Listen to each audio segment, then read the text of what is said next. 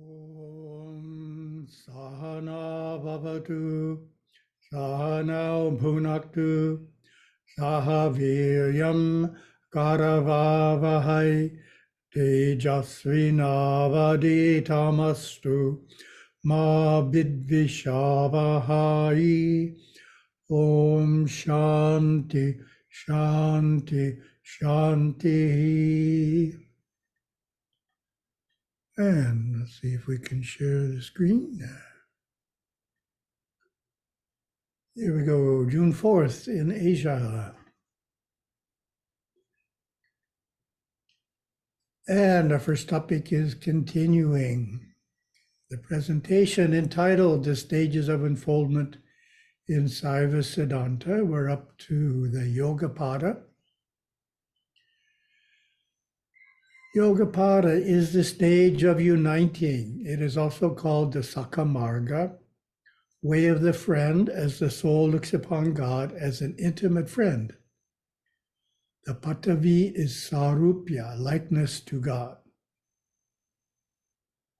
So a simple way of thinking about likeness to God is seeing inner light. Koli is what Tirumantram says. So we're seeing the inner light, and the inner light is also something that's present in God. So we have a likeness. In the stages of Charya and Kriya, the deep-seated impurities of the mind are cleansed as past karmas are resolved and a foundation laid for the third stage on the divine path, that of yoga. Yoga is a very advanced science. It cannot be sustained except by the soul that has unfolded into the fullness of Charya and Kriya and maintains the qualities of service and devotion as meditation is pursued. Just move that. The devotee who has served God well now embarks upon finding union with God in his sanctum within. He remains enveloped in the darshan of the personal Lord he carefully cultivated during Charya and Kriya. And on the power of that darshan, he is drawn within by the primal soul himself to rarefied states of consciousness and the stillness of meditation. As God is now like a friend to us, yoga is known as the sakha marga. And this reminds me of a verse in Patanjali's Yoga Sutras, which states, through devotion to Ishvara, samadhi is attained. This system of inner discovery, meaning yoga, begins with asana, sitting quietly in yogic posture, pranayama, breath control, pratyahara. Sense withdrawal brings awareness into dharana, concentration, then into dhyana, meditation. Over the years, under ideal conditions, the kundalini fire of consciousness ascends to the higher chakras, burning the dross of ignorance and past karmas.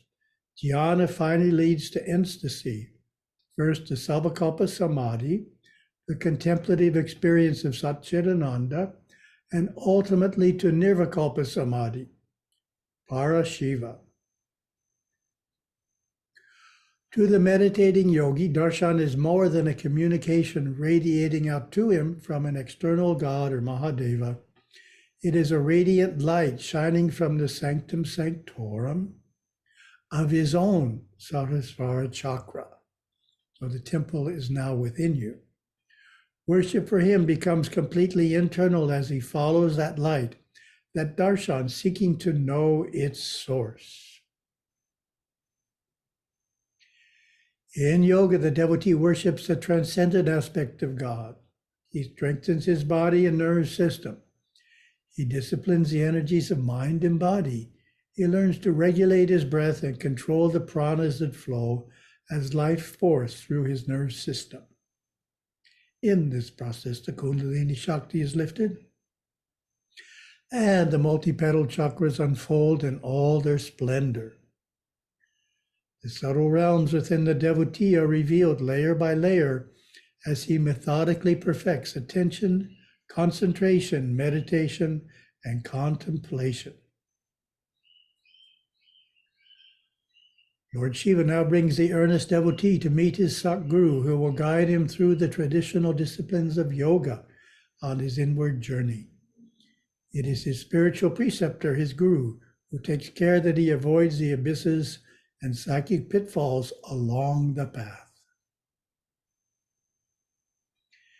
He strives with a diligence and energy he never knew he possessed.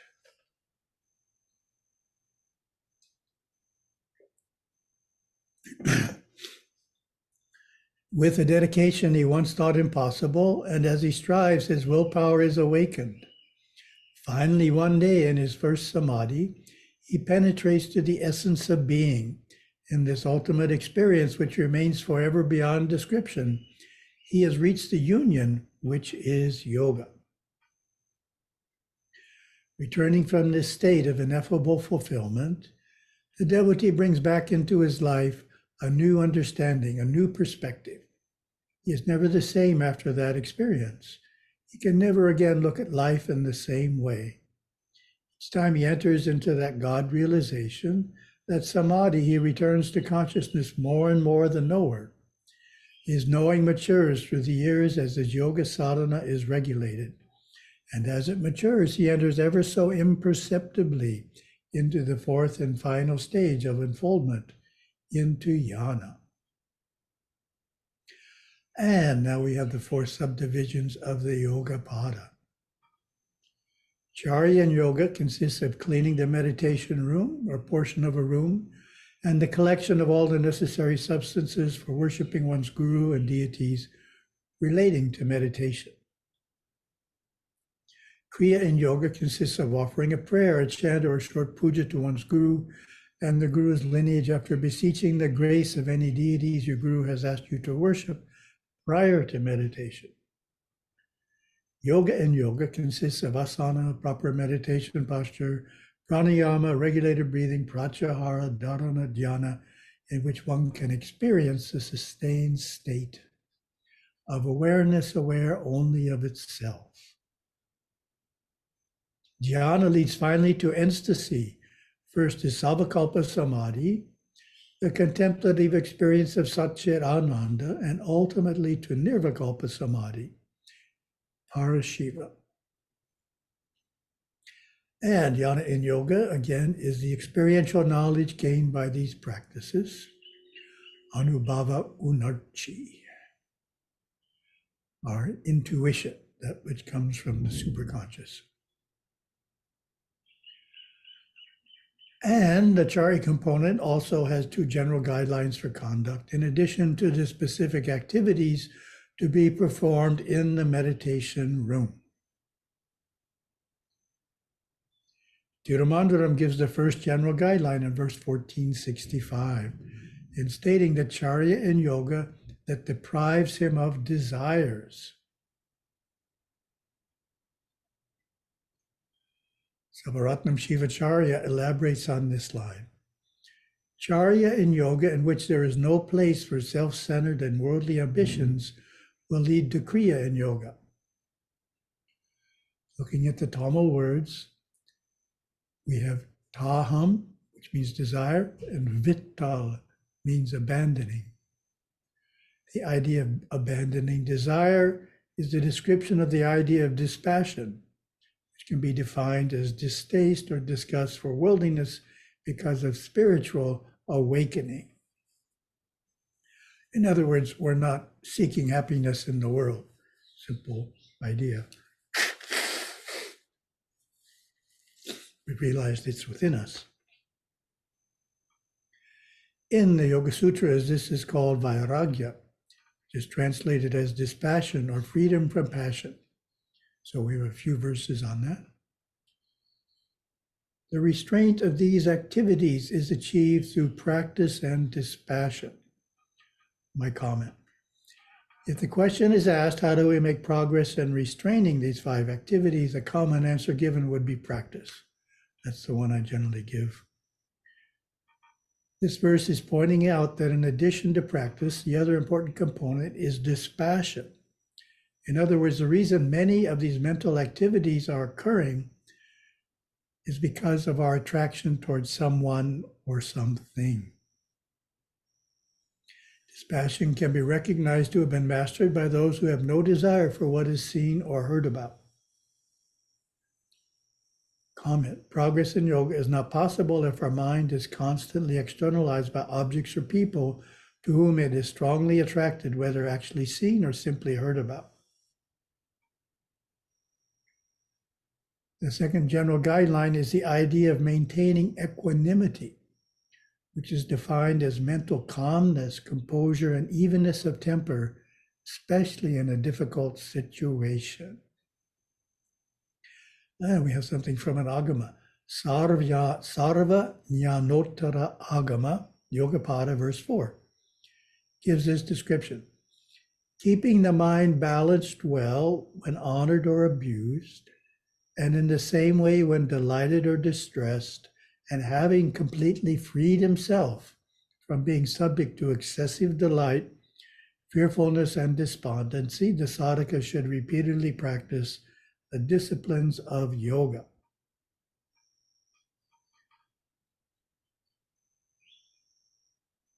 And one last verse here from Yoga Sutras: the non-thirsting for the gunas, which arises when the Purusha realizes its own nature, is the supreme state of dispassion.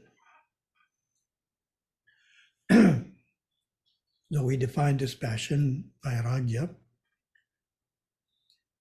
and the second sentence of our definition reflects the meaning of the verse. When the spiritual awakening takes place of the Purusha experiencing its own nature, there's a natural loss of interest in all of Prakriti's manifestations.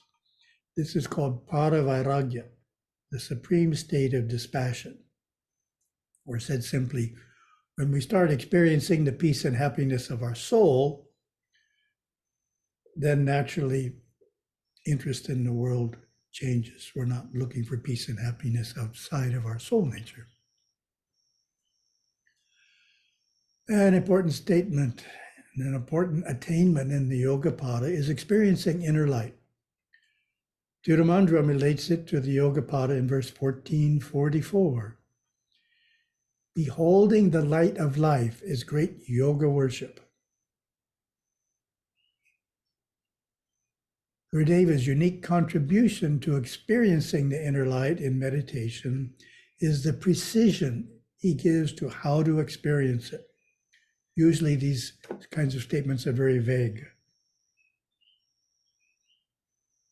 Find the light in the lotus of the heart, something like that. This is unusually precise. Gurudeva says, after his first nirvikalpa samadhi, the renunciate's concentration and his practice of concentration should be easier. Then finally, when his inner light, which he will soon begin to find right at the top of the head, comes into prominence, he must turn his concentration onto that. And with enough mind power, he should be able to hold that inner light, a very bright white light, looking just like a star, right at the top of the head. This will give him figures and conscious mind forms about 3 inches in diameter. And then he would concentrate the light into a 3-inch diameter. He may not always know where the center is, especially if he has been involved in his Saiva Seva. If that is so, he should press the top of his head with his finger, and that will indicate to him where the center of that light should be. This will immediately center his awareness in the center of the light. Then he tries to part it, just to open it up like a camera lens, and comes into brilliant, very brilliant light. It will just be scintillating, much brighter than a star. It will be like a carbon arc light. This is very brilliant and very powerful. The renunciate is then schooled in how to hold that to a 3-inch diameter, because the tendency will be for that light to fill up his whole head. He will feel very blissful. We don't want that to happen. I bet you didn't think that was going to be said. We don't want to bliss out. We don't want that to happen. We don't want the emotions or the lower mind to get out of control simply because he found a bright light in his head. So when he sees this brilliant light right in his head, more brilliant than he has ever seen, intensified brilliance, he tries to find the center of it. When he finds the center of it, again trying to open that light like a camera lens, he will then come into a state of consciousness called Sachitananda, a state of pure consciousness, a state of pure bliss, Savakalpa Samadhi. Here he won't be in a brilliant light anymore. Above him, it will look like he is looking way up in the sky into outer space. And the color of it will be a whitish blue. That will be the akasha he will be in. So that's a very interesting idea. You go focus on the light, you go deeper and deeper into the light, and you, so to speak, go through the light to the other side of it, which is just like the sky. There's no light in that. It's a higher vibration than light. Light is a friction between actinic and odic force, and inner sky is beyond that friction point. And we have a verse here, Tirumandram. Transcending all the senses step by step and progressing on the right direction. The sadhakas meticulously practice the disciplines of yoga and install themselves in a motionless state. Like the strongly fixed wooden post. By this, they are enabled to experience a higher state of absorption in which one cannot feel pleasure or pain while being rubbed or brandished. For such yogis, there is the possibility of merging with Shiva. And another Gurudeva's unique contributions to practicing yoga is understanding awareness is separate from consciousness. Gurudeva states consciousness and awareness are the same when awareness is totally identified with and attached to that which it is aware of. To separate the two is the artful practice of yoga. Naturally, the Shumshev language is needed to accomplish this. When awareness is detached from that which it is aware of, it flows freely in consciousness. For some reason I can't pronounce flows freely fast. That's why I slow down. Flows freely in consciousness. Tree has consciousness. Awareness can flow into the tree and become aware of the consciousness of the tree. Consciousness and mind are totally equated as a one thing, and awareness and consciousness are a one thing to the individual. But when awareness is detached from that which it is aware of, it can flow freely through all five states of mind and all areas of consciousness, such as plants and the earth itself, elements and various other aspects of matter. Here we find awareness separate from consciousness, and consciousness separate from the five states of mind attributed to the human being. In Sanskrit, we have the word chaitanya for consciousness, and for awareness, it is sakshan, meaning witness. And for mind, the word is chitta. Consciousness, mind, matter, and awareness experience a oneness in being for those who think they are their physical body, who are convinced that when the body ends, they end and are no more. And the last of Gurudeva's unique contributions to practicing yoga involves the concept of awareness aware only itself, which in the Shumshev language is named Kayif. In the Yoga Pada, the goal is to practice sustaining the experience of awareness aware only of itself for longer and longer periods. To attain and sustain Kayif is a simple practice, says Gurudeva. You pull awareness out of the thought processes. You pull awareness out of the emotion processes. You pull awareness out of the bodily processes, and you're just completely on that pinnacle of being aware of being aware. That's so necessary to practice every day, even if you do it for a split second. That's a good point. Sometimes we think we're not successful if we can only sustain awareness aware of itself for 15 seconds or 30 seconds. But Gurudeva is saying there's value even in that. The experience of Kayif, Gurudeva continues, can be attained by anyone on the face of the earth, at least for a split second, because it's so easy to be aware of being aware. To hold that experience and to stabilize the physical and emotional elements long enough, to hold that intensity for even a minute takes more practice. Not too much, but consistent practice. To maintain kai for 2 minutes requires more effort, more will, more dedication to the life of sadhana. 5 minutes requires more. That's the test. Then we get our review, Yoga Pada, stage of uniting, also called sakha marga, way of friend, as the soul looks upon God as an intimate friend. The patavi is sarupya, likeness to God. Okay, so just do one question sent into satsang@hindu.org. It's interesting. The question relates to what Gurudeva was saying about flowing through trees and the earth and everything.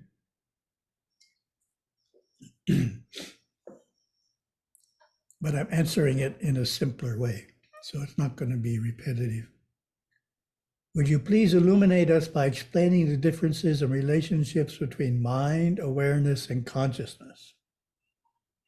How can we differentiate them during the practice of attention, concentration, and meditation? So I've tried to give as simple an answer as possible. Gurudeva gave a more complete one. Awareness is the experiencer. Consciousness is what is experienced. We say, I am happy or I am sad. Happiness and sadness are states of consciousness, and they are, of course, emotionally quite different. Both statements say, I am. I am happy, I am sad. I am is awareness. It is the same in both cases. Awareness never changes. It just thinks it changes because consciousness is changing. In other words, you take a light, say a movie projector, you have the film and you have the light. Well, the light shines through the film and creates all this activity, but the light is constant. So the light is like awareness. It's the experience. The film are the various states of consciousness. And then a simple definition of mind. Mind is the totality of the mental faculties of a human being. They are distinct from the mental faculties of an animal or a plant. Mind includes the faculties of memory, reason, and intuition. So mind is the whole thing. You have the subconscious mind, the conscious mind, the superconscious mind. All of it together is called the mind, relating it to the human. So we're defining mind as it relates to the human being. It's the totality of the mental faculties. It's not the physical body, it's the mental body, and it's different than an animal. If any of you have pets, you know the pets they're basically instinctive creatures. They do the same thing every day. And we have cats. They want to eat, then they clean themselves, then they sleep. That's what happens every day. It's in their cat mind. Human being doesn't think like a cat. So mind is totality. Mind is the totality of the mental faculties of a human being. Awareness is the experiencer, consciousness is what is experienced, and mind is the totality of a person's mental faculties. Oh, I think we'll stop there. Oh.